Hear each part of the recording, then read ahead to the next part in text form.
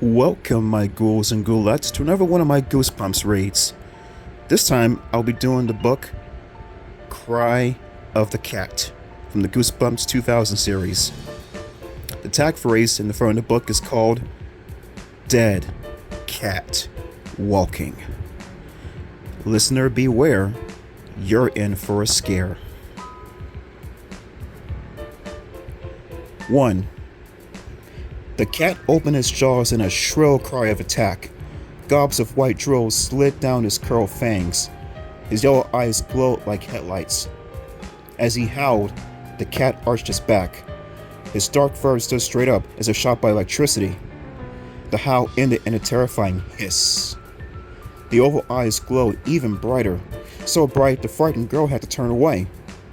She pulled her brother back as the cat uttered another shrill warning cry. They stumbled back across her room until they both bumped up against the wall. He's growing, she stammered, pointing with a trembling finger. The cat's cry rose up like a wailing police siren. The creature leaped onto his hind legs. His forepaws scratched the air.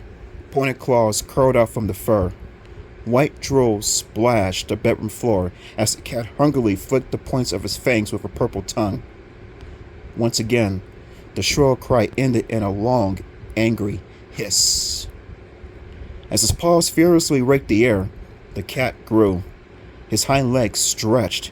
His fur-shocked body appeared to inflate. The eyes, the glowing eyes, beamed above the gaping mouth. "He's not a cat. He's a monster," the girl whispered. She gripped her brother's shoulder so tight he screamed. "Run!" he choked out. She turned to the bedroom door. The raging cat blocked their path. The door seemed a million miles away. The cat opened his drooling jaws in another shrill cry. Taller than the dresser now, his shadow fell over them. He swiped a giant claw in the air and took a heavy, lumbering step toward them. "He wants to eat us!" the boy exclaimed. The girl swallowed hard but didn't reply. She took a deep breath and shoved her brother toward the door with both hands.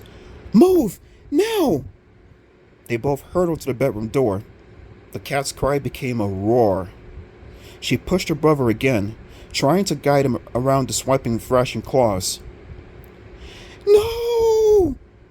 A horrified cry escaped the girl's throat as the giant cat creature wrapped his claws around her brother's waist. "Let go! Let go!" She struggled to tug him free, but the drooling cat held tight, lowered his head, and sank his long, wet fangs into the boy's shoulder. "Stop it! Stop it! Please! Stop it!" My brother's terrified screams startled me. I froze for a second, then I burst from the doorway, dove across his bedroom, and pushed the stop button on the VCR.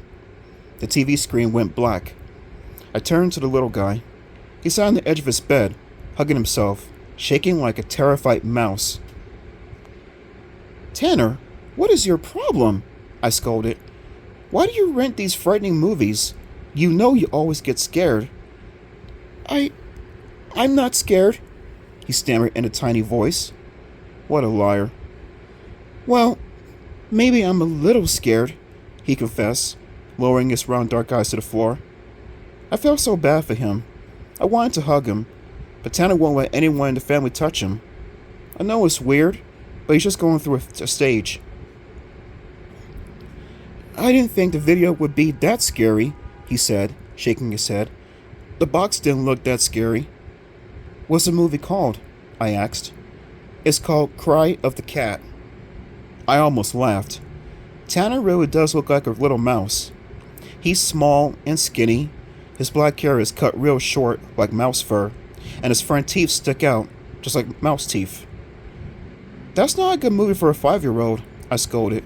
"Why don't you rent cartoons or something? Why are you always terrifying yourself?" I glanced at my watch. "Uh-oh, I've got to go." "Allison?" he asked softly, still hugging himself tightly. "Will you do me a big favor?" "What?" I asked.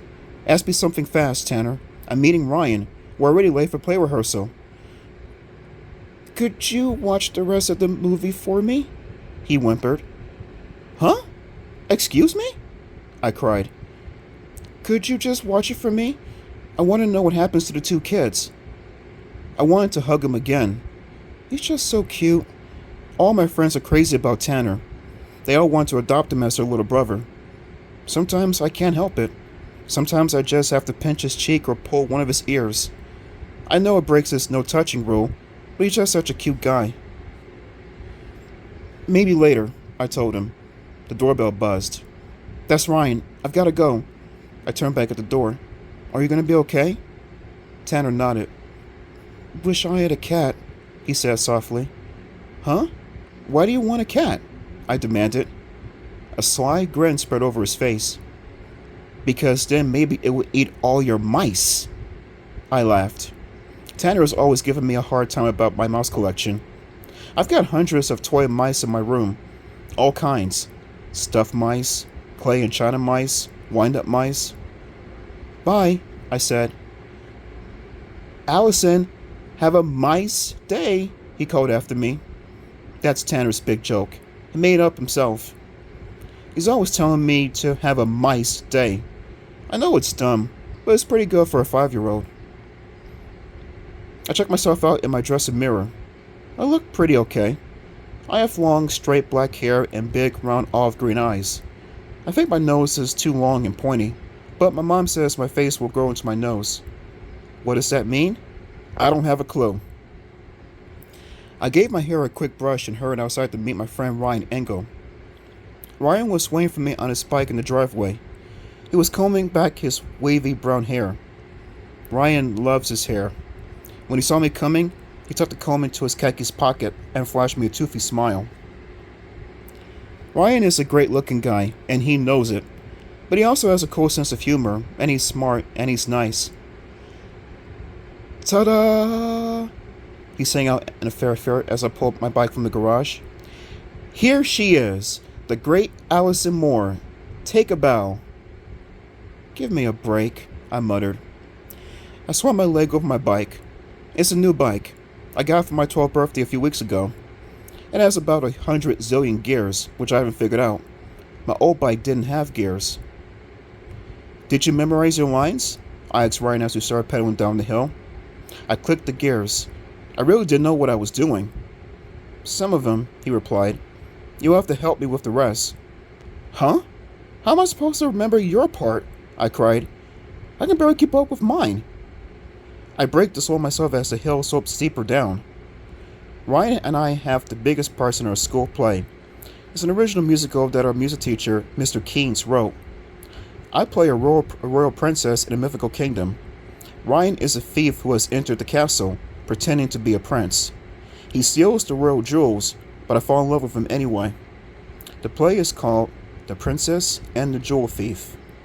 It's very funny, but there are so many lines to learn, plus about a dozen songs.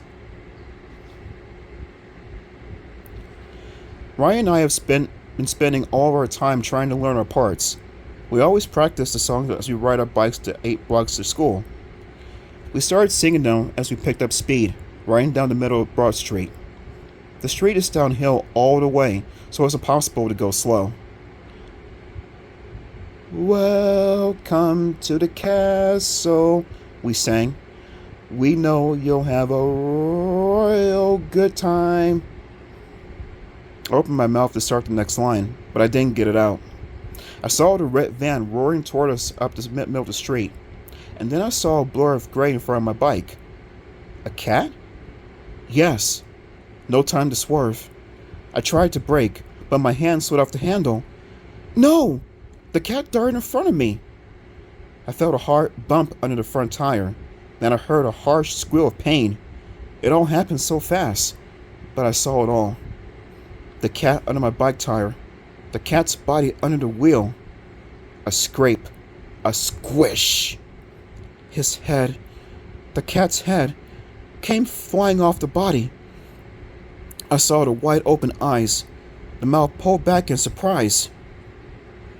I saw the cat's head flying into the air, and then I toppled from the bike.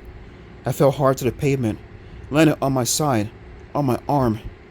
The red van's horn roared in my ears. Its tires squealed. Too late. Too late. Too late.